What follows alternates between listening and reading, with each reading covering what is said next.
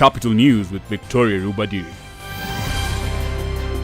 Bids to allow party hoppers more time suffers hitch as CMD speaks against move.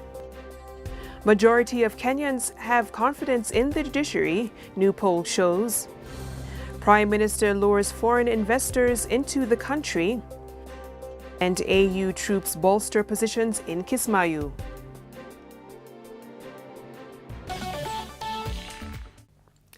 It's Wednesday, the 3rd of October 2012. Hello and welcome. Let's get into our top stories of the day.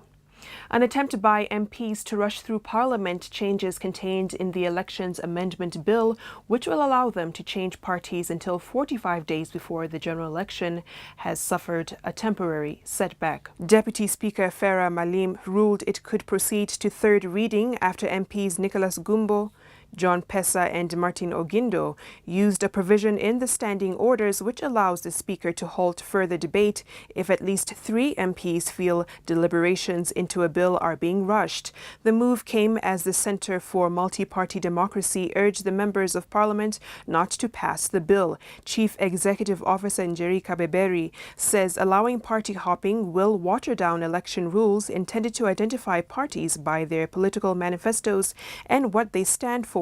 She told Capital TV that MPs will be selfish to amend the law to suit their political interests at the risk of ensuring strong parties that reflect on issues-based politics. Kabeberi says party hopping is also likely to encourage divisions along ethnic lines. So then the whole issue of having the Political Parties Act then is useless, because why have an act where we have insisted that a party has to have a minimum of 24,000 members when all those members can move 2 months before elections or a month before election? Why should we then have why do we have political parties then in the first place?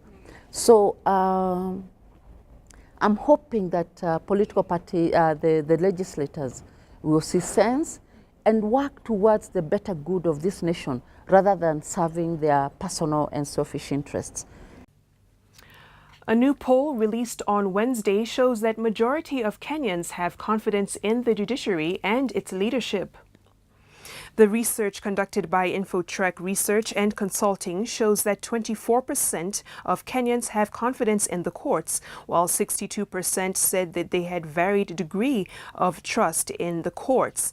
13% of Kenyans have no trust at all in the judiciary, while another 3% were non-responsive. Infotrek Chief Executive Officer Angela Ambitho attributed the confidence levels to the visible steps taken to reform the judiciary, such as vetting of judges. Ambitho says those with no confidence wanted to see more radical developments in the judiciary that will result in, among other things, easier access to justice. 62% of the surveyed respondents considered the cost of accessing justice unaffordable. The poll was commissioned by the International Commission of Jurists Kenyan chapter and was conducted between the 15th and 29th of June from a total of 1,500 respondents. The general confidence in the courts and the judiciary is improved significantly if you compare it to the past, when Kenyans felt that the judiciary, after the police, was the worst performing institution in the country. We now see that the rating in terms of performance for the judiciary has come to 59%, which is not very bad. It's actually commendable. And when we also asked them whether they trusted the courts, then 62% of Kenyans said they somewhat trust the courts. Prime Minister Raila Odinga urged foreign investors to explore business opportunities in Kenya, promising them that elections will be peaceful. Speaking during celebrations to mark the 22nd German Day of Unity, he expressed confidence that elections will also be free and fair.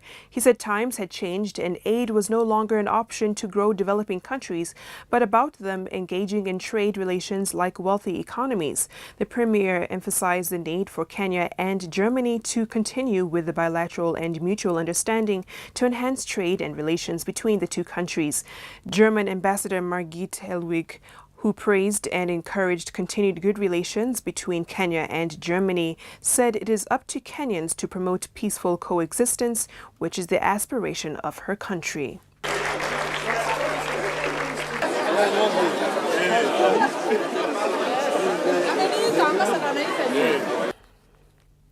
And finally, across our borders, African Union troops and allied Somali forces bolstered their positions on Wednesday in the former Islamist bastion of Kismayu.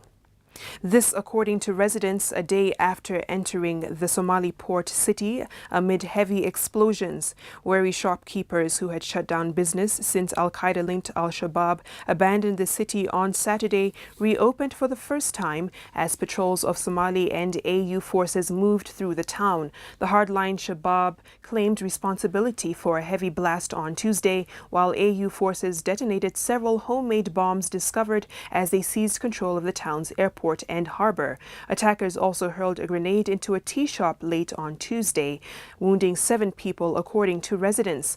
Long lines of Kenyan troops, part of the AU mission, marched in force into the southern port city on Tuesday, alongside a mix of Somali militia forces crammed into pickup trucks mounted with machine guns. However, residents in Kismayu, relatively peaceful under 4 years of authoritarian rule by the Al-Shabaab, are reportedly fearful of violence between rival Somali clans in potential power struggles for control and we came all the way to the airport without any resistance.